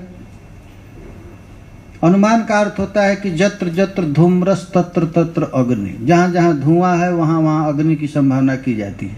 कभी कभी गर्मी के दिन में तप्त भूमि पर पानी होता है तो धुआं निकल जाता है, वहाँ तो अग्नि रहती नहीं। तो अनुमान से कैसे पता चलेगा ये भगवान? तो अनुमान प्रमाण न है ईश्वर तत्व ज्ञान, अनुमान से ईश्वर तत्व का ज्ञान नहीं होता है। तब भगवान को कैसे पहचान में आएगा? तो कृपा बिना ईश्वरेर के नहीं जान, बिना कृपा के कोई भगवान को नहीं जानेगा। हरे कृष्णा कृष्णा कृष्णा हरे हरे, हरे राम राम राम हरे। अभी आप लोगों को नींद आ रही है, अब तो सिद्धांत आएगा, अब तो और नींद आएगी। अब देखिए सार्वभौम भट्टाचार्य और महाप्रभु का जो संभाषण होगा बड़ा भयंकर सिद्धांत है। और सार्वभौम जैसे विद्वान के बुद्धि को चूर करेंगे। बिना बुद्धि को फेंके भगवान को कोई समझ में नहीं सकता है। आप कहेंगे कि यहाँ भगवान प्रकट हो जाएंगे तो हम पहचान, कभी नहीं पहचान सकते भगवान। भगवान तो शिशुपाल के पास भी जाते थे, शिशुपाल पहचान पाया, कहता है बड़ा भारी लौंडिया बाज। कृष्ण को कहता था 1 नंबर गुंडा है, 1 नंबर चोर है, शिशुपाल कहता था। भगवान को कोई कैसे समझ सकता है? भगवान जिस पर कृपा न करे। अरे भाई, महत् पुरुष को भी कोई नहीं समझ सकता है।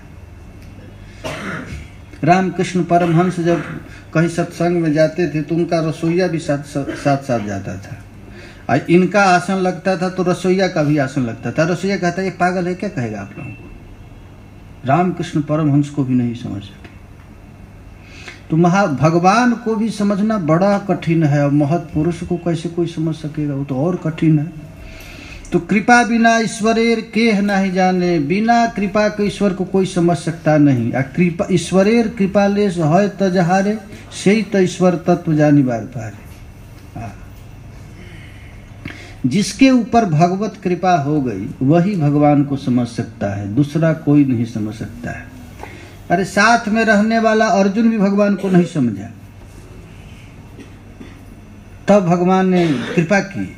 ददामि बुद्धि जोगम तम जेन माम उपयांति ते, दिव्यम ददामि ते चक्षु पश्य में ऐश्वर्य, मेरे ऐश्वर्य को देखो। भगवान जी जब ऐश्वर्य वाले भगवान को भी कृपा करना पड़ता है तो जो माधुर्य भगवान है, ये गोपियां कृष्ण को केवल समझती थी और कोई नहीं समझता। अरे भाई, द्वारिका इत्यादि में तो कृष्ण कभी कभी अपने हाथ में चक्र भी उठा लेते, कभी 4 भुजा भी हो जाते, फिर भी लोगों को समझ में नहीं आता था कि भगवान है। कोई सोचता था चमत्कारिक आदमी है, ऐसा ही समझते थे, कोई चमत्कार जानता। और गोपियों के पास भगवान आगे पीछे घूमते थे, कभी उसका साड़ी भी खींच देते थे, कभी छेड़ भी देते थे, लेकिन गोपियां कहती थी कि सखी है केसी मथन मुदार। अरे सखी वही है जो किसी दैत्य को मारा है। तत्रापि महात्म ज्ञान विस्मृत अपवाद, श्री कृष्ण के साधारण लीला देखने के बाद भी गोपियों को ऐश्वर्य का पता था, ये साधारण नहीं है, भगवान है। क्यों? क्योंकि गोपियों के ऊपर कृपा थी किशोरी जी की, किशोरी जी जानती थी। श्रीमद् भागवत में लिखा गया है, तथापि ते देव पदाम्बुजाद्वय प्रसाद लेशानुगृहीत एवहि, जानाति तत्वं भगवन् महिम्नो न चान्य कोऽपि चिरं विचिन्मन्। खोजते रह जाओ, लेकिन भगवान को पता चलेगा नहीं। परमात्मा कहाँ है? सबके हृदय में है ना? लेकिन एक आदमी दिखा दे भगवान को तो डॉक्टर कहेगा कि अभी भगवान अंदर है तो देखता हूं, तो फाड़ेगा तो क्या निकलेगा? खून, मांस, हड्डी, यही तो मिलेगा। खोज करके कोई भगवान को प्राप्त नहीं कर सकता। न चान्य एकोपि चिरम विचिन्मन, एक व्यक्ति भी खोज करके नहीं प्राप्त कर सकता है। वो भगवान कैसे मिलेंगे? तो तथापि ते देव पदाम्बुजद्वयं प्रसाद लेशानुगृहीत एवहि। जब तक शरणागत नहीं होंगे, जब तक ठाकुर जी में अपने आप को समर्पण नहीं करेंगे, और जब तक उनकी कृपा नहीं होगी, जानत तुम्हें हो जाए, जब तक उनकी कृपा नहीं होगी तब तक कोई नहीं समझ सकता है। अरे महाराज, भक्ति रसामृत सिंधु में लिखा गया है कि कोई व्यक्ति एक बार भी कृष्ण नाम नहीं ले सकता है। ताकत, जीव में इतनी ताकत नहीं है कि कृष्ण ऐसा कह सके,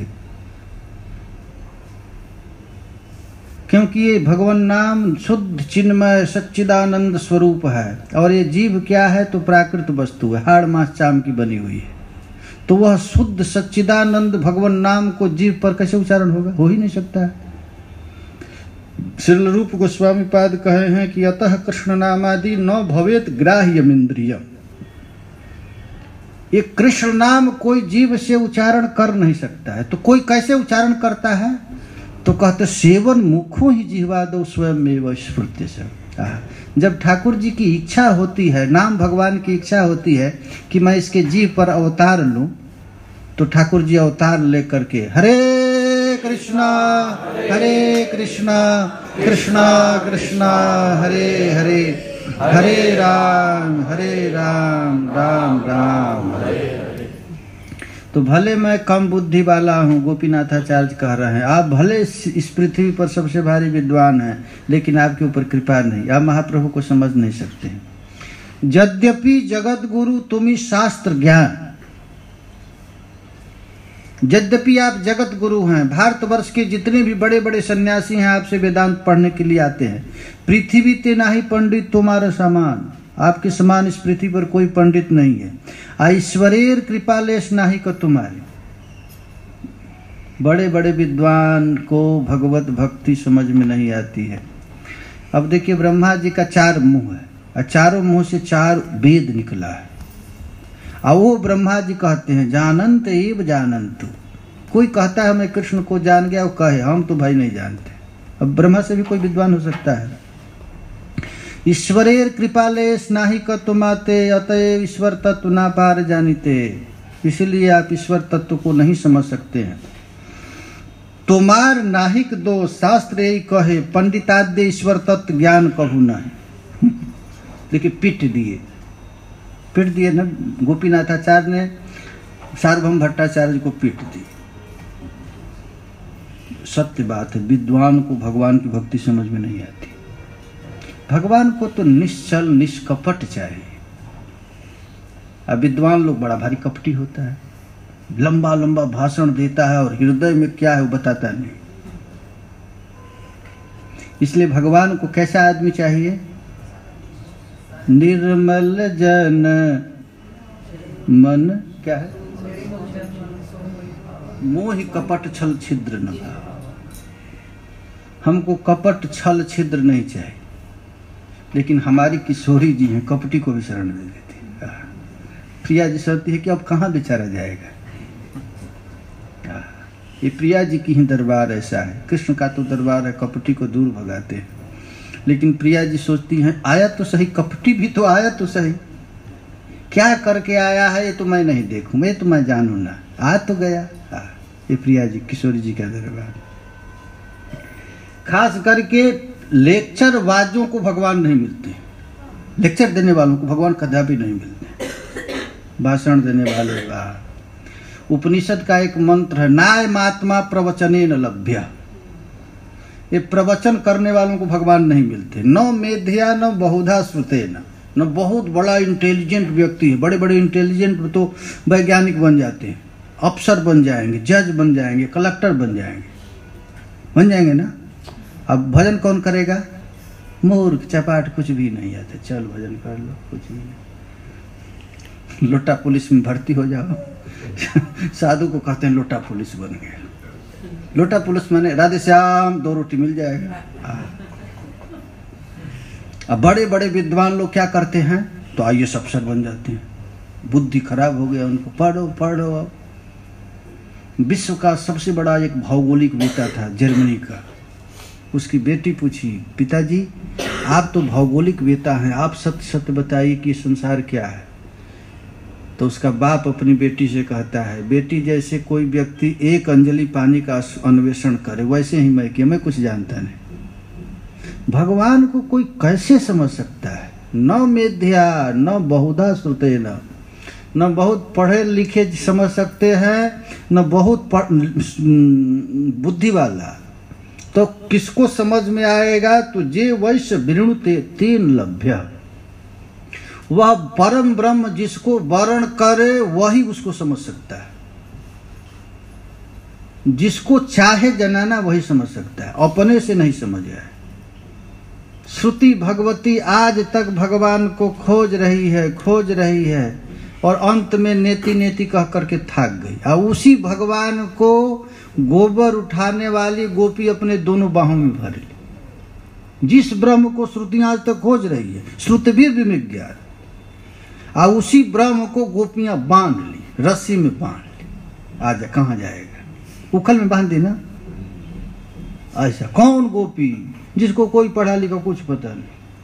तो भगवान कैसे पता आते हैं समझ में? केवल प्रेम से।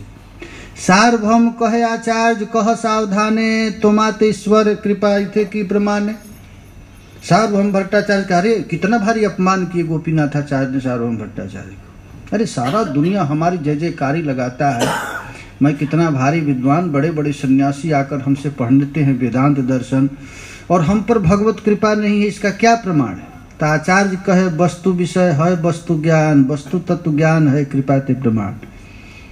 देखिए अब बड़ा भारी सिद्धांत आ गया। अब इसमें आप लोग सो जाएंगे ना। हरे कृष्णा कृष्णा कृष्णा हरे हरे, हरे राम संत निवास में एक महात्मा थे, कहे कि जितना भी वेद पुराण का सिद्धांत है, जितने रस तत्व का सिद्धांत है, सब एक जगह यदि पढ़ना चाहते हैं तो चैतन्य चरितामृत पढ़ लें। ये चैतन्य चरितामृत इतना डीप ग्रंथ है, इसमें इतना बड़ा सिद्धांत। अब देखिए सार्वभौम भट्टाचार्य जो महाप्रभु का संवाद होगा तो बड़े बड़े ज्ञानियों की धज्जियां उड़ाएंगे। देख सार्वभौम भट्टाचार्य का बुद्धि को ठोंक देंगे। प्रेम भक्ति कितना बड़ा है, इसको गौर महाप्रभु आकर के जगत में बताया। प्रेम भगति बिनु सुन रघुराई, अभ्यंतर मल कबहू की जाई। कितना भी वेद पढ़ लो, पुराण पढ़ लो, उपनिषद पढ़ लो, जब तक भगवान के प्रति प्रेम नहीं होगा तब तक हृदय का मल कहीं जाएगा नहीं। हृदय का मल माने काम, क्रोध, लोभ, मोह, ये वेद पढ़ने से नहीं जाएगा। वो तो जाएगा रोने से, कृष्ण के लिए रोने से, कृष्ण से ममता करने से, हमारा है और कोई नहीं। इसीलिए राम सुखदास जी कहते थे यही मंत्र है, मैं तुम्हारा हूं, हे नाथ मैं आपका हूं। बस यह जब तक गाढ़ नहीं होगा कि भगवान ही हमारे हैं, मैं केवल भगवान का हूं, मेरे और उनके बीच में कोई नहीं, केवल हम ही लोग। उनके लिए जब तक रोएंगे नहीं, तड़पेंगे नहीं, तब तक महाराज कुछ होगा नहीं। एक ज्ञान से नहीं होता है, ये होगा प्रेम से। अब प्रेम कहाँ मिलेगा?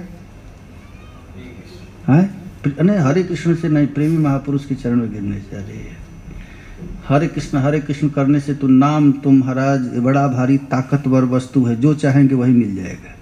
नाम रटेंगे, धन कहेंगे धन आ जाएगा, प्रतिष्ठा कहेंगे प्रतिष्ठा आ जाएगी। इसीलिए नाम रटने वालों के लिए महाप्रभु कहे हैं, रो रो रो करके कहो न धनम। अरे हमारे पास पैसा कैसे आ गया, हम तो कृष्ण को चाह रहे थे, पैसा करो। अब पैसा मिल गया तो हंसेंगे तो प्रेम मिलेगा?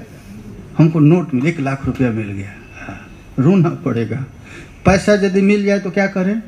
हे नाथ मैं तो ये चाहा नहीं, न धनम, हम मंदिर बनाने के लिए। तो भगवान का बेटा मंदिर बनाओ, चलो हम तो मिलेंगे नहीं, पहले मंदिर बना ले, देख लेते। इसीलिए कुछ नहीं, केवल गौर ने रो रो कर, गौर ने एक भी मंदिर नहीं बनाया, पता है ना, एक भी मंदिर नहीं बनाया। गौर ने एक ऐसा मंदिर बना वो आज तक जीवित है। वो कौन है? रूप गोस्वामी, सनातन गोस्वामी। यही है, गौर ने कहा हम रूप को मंदिर बनाएंगे, सनातन को रूप को मंदिर बनाएंगे, यही असली मंदिर है। महाप्रभु ने केवल यही ईंट पत्थर के लिए नहीं कहा, बस आज तक वो महापुरुष जीवित हैं जो आचरण करके चले गए। यानी तो मंदिर तो आज बनाएंगे, कल बड़े बड़े मंदिरों में देखता हूँ आरती करने वाला कोई नहीं, दीपक जलाने वाला नहीं, भाड़ा पर पुजारी खोजा जा रहा है। लेकिन रूप गोस्वामी ने भक्ति रसामृत सिंधु लिख दिया, आज तक बड़े बड़े विद्वानों को ठोक रहे हैं रूप गोस्वामी पाद। अरे कहाँ जा रहा है तो? उज्ज्वल मूल्य। हरिराम व्यास ने ग्रंथ लिखा, व्यास देवाचार्य महावाणी लिखे, जितने भी महापुरुष ने अपने भजन करके जो वस्तु समाज को दे दिए, वही देने के लिए श्री गौरांग महाप्रभु आए। नाम रटते रटते धन मिलेगा, जरूर मिलेगा, उस समय रोना पड़ेगा, और रोकर क्या कहना पड़ेगा? न धनम न जनम न सुंदरीम कविता वाम जगदीश कामये। तब भगवान कहेगा तब क्या चाहते हो? बस मम जन्मनि जन्मनीश्वरे भवताद भक्ति रही तुकी त्वयि। तब आप रो रो कर कहना पड़ेगा। और यदि आप धन नहीं लेंगे तो क्या होगा जानते हैं? समाज वैसे व्यक्ति को खोज रहा है जो धन नहीं लेता, सारा समाज उसके पीछे आएगा, तब रोगा हम जन भी नहीं चाहिए, हमको चेला चाटी नहीं चाहिए। न धनम तब न जनम। जब जन भी हाथ से फेंक दिया और धन भी फेंक दी तो सुंदरियां आएंगी। आई थी ना सुंदरी, किसके पास आई थी? हरदास ठाकुर को, स्वर्ग की अप्सरा आई थी। देखिए भगवान ऐसे प्रेम नहीं दे देते हैं, ये मत समझिए कि रसगुल्ला है प्रेम मिल जाए। प्रेम के लिए पहले सब कुछ फेंकना पड़ेगा। न धनम न जनम न सौंदर्य, इसके बाद कीर्ति आएगी, वो कीर्ति को भी फेंकना पड़ेगा। तब रो रो करके कहना पड़ेगा, हे प्रभु अपने कर्म वसात मैं किसी जोनी में चला जाऊं, कुत्ता बन जाऊं, बिल्ली बन जाऊं, लेकिन हे प्रभु अपना प्रेम मत छोड़ना। आज जिस जोनी से भगवत प्रेम प्राप्त हो जाएगा, महापुरुष लोग उस शरीर से प्यार कर रहे। अब काक भुसुंडी जी अपना कौवा शरीर छोड़ना नहीं चाहते, हमको इसी से मिला तो उसी से प्रेम हो। हनुमान जी बंदर से, जटायु गिद्ध से, इसलिए केवल प्रेम, प्रेम के बिना और कुछ नहीं चाहिए। यही गौरांग महाप्रभु देने जा रहे हैं किसको? एक बहुत बड़ा विद्वान सार्वभौम भट्टाचार्य को। और प्रेम, ऐसा प्रेम देंगे कि मुक्ति नाम सुनते ही कान बंद कर लेंगे, ना हमको मुक्ति नहीं चाहिए। भक्ति तत्व का वर्णन अब इस कथा को हम लोग कल करेंगे। ये सिद्धांत आएगा कल, बड़ा भारी भास्ट विषय है। एक एक सिद्धांत का निरूपण करेंगे श्री गौरांग महाप्रभु। और श्रोता कौन रहेगा?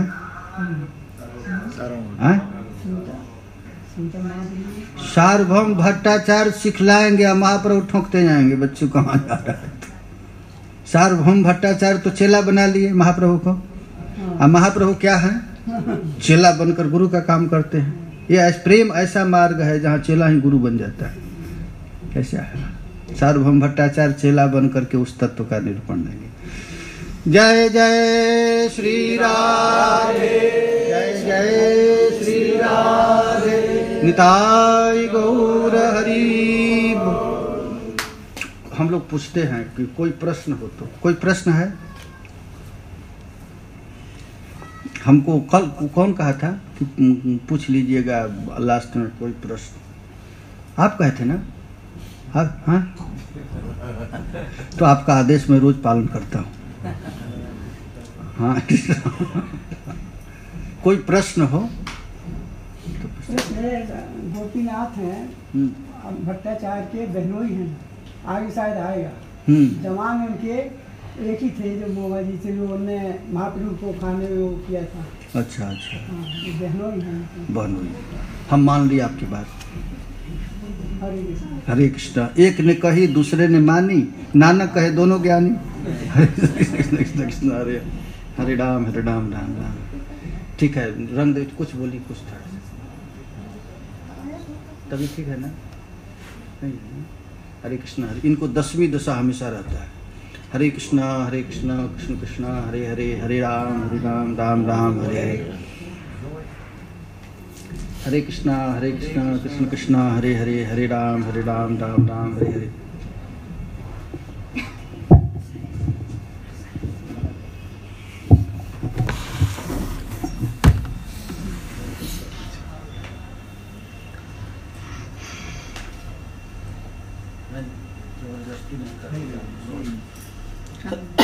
हम नहीं बोलते।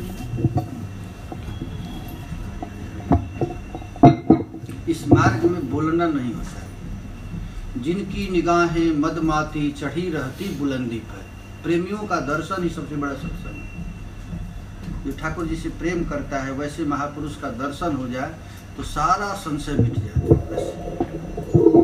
तो आपके दर्शन से ही हम लोगों को बहुत सत्संग मिल गया। हमेशा विरह में ठाकुर जी का एक बहुत बड़े महापुरुष हुए हैं महर्षि मुक्तानंद जी, वो कृष्ण के बड़े भारी प्रेमी। उन्होंने उर्दू में बहुत पद लिखे, क्योंकि उस जमाना में हिंदी था नहीं। हिंदी तो अभी बना है, ये हिंदी कहीं की भाषा नहीं, पता है ना आप लोगों को? हिंदी किसी स्टेट की भाषा नहीं, हिंदी है बनाया हुआ भाषा।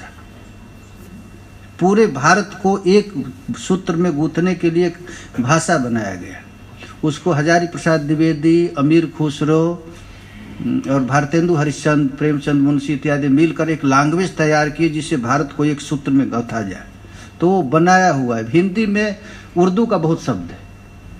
तो उस कुछ दिन पहले कुछ हिंदी था नहीं, तो हिंदी बनाया हुआ भाषा, तो केवल उर्दू में लिखे हैं। बड़े बड़े वेद उपनिषदों का सूत्र है उर्दू में। वही प्रेमियों का एक वर्णन किए हैं। जिनकी निगाहें मदमाती चढ़ी रहती बुलंदी पर, बुलंदी माने कृष्ण पर, सबसे ऊंचाई पर जिसकी निगाह चढ़ी रहती। वैसे महापुरुष को जो एक बार देख लिया बस सारा सत्संग हो गया, महत्पुरुष का दर्शन हो गया, बस काम बन गया। बस श्री गौर महाप्रभु के दर्शन से सार्वभौम भट्टाचार्य का उद्धार हुआ, बस और तो कुछ नहीं। बस और उसको सफाई करने के लिए भले सत्संग हो, लेकिन मिल गया उसी क्षण, जिस दिन जिस क्षण दर्शन हुआ उसी क्षण सब कुछ मिल गया। अब उसको सफाई करने में भले 1-2 दिन लग जाए, लेकिन मिल गया है वस्तु। हरे कृष्णा कृष्णा कृष्णा हरे हरे, हरे राम राम राम हरे। जय जय श्री राधे, जय जय श्री राधे। आपको मैं देखता हूँ तो मुझे गीत गोविंद पाठ करने का मन कर देता है। ये मुझसे कहते हैं कि हमको गीत गोविंद बड़ा अच्छा लगता है, तो मैं कहा मुझको भी तो अच्छा लगता है, दोनों आदमी को अच्छा लगता है ना। अरे गीत गोविंद तो अच्छा है, हाँ। हरे कृष्णा कृष्ण कृष्ण, आज नहीं करेंगे अभी। हरे कृष्ण कृष्ण कृष्ण हरे हरे, हरे राम राम राम हरे। एक कर लेना तो कर लीजिए, कोई एक पद कोई सुनाए कह देंगे। प्रिया जी का वर्णन। निंदति चंदन बिंदु किरण मनु बिंदति खेद मधीरम, ब्याल निलय मिलने नगरल मिव कलयति मलय समीरम, साविरहे तव दीना माधव मन सिज विशिख भयादिव भावन या त्वयि लीना। हरे कृष्ण कृष्ण कृष्ण हरे हरे, हरे राम राम राम हरे हरे, कृष्ण कृष्ण कृष्ण हरे हरे, हरे राम राम राम। श्री प्रियालाल की, श्री गंभीरानाथ की जय जय श्री राम। गीत गोविंद में जो जो पद है वो सब भाव महाप्रभु के दिव्य शरीर में प्रकट हुआ है। गंभीरा में जब एक एक भाव प्रकट होता था तो स्वरूप दामोदर गीत गोविंद का वही पद गाते थे। प्रिया जी को जो जो शरीर में भाव होता था गौर महाप्रभु के शरीर में प्रकट हो जाता। यहाँ गीत गोविंद में लिखा गया है, लेकिन वहाँ भाव प्रकट कहाँ हुआ? गौर के शरीर में। इसका आस्वादन कौन किया? तो स्वरूप दामोदर। स्वरूप दामोदर ने अपना पूरा माल किसको दिए? तो रघुनाथ गोस्वामी को। और रघुनाथ जी ने उस वस्तु को किसको दिया? तो कृष्णदास कविराज गोस्वामी। और कृष्ण कविराज गोस्वामी ने कृपा करके हम लोगों को दे दिया। यही गीत गोविंद ही चैतन्य चरितामृत है। हरे कृष्ण कृष्ण कृष्ण हरे हरे, हरे राम राम राम हरे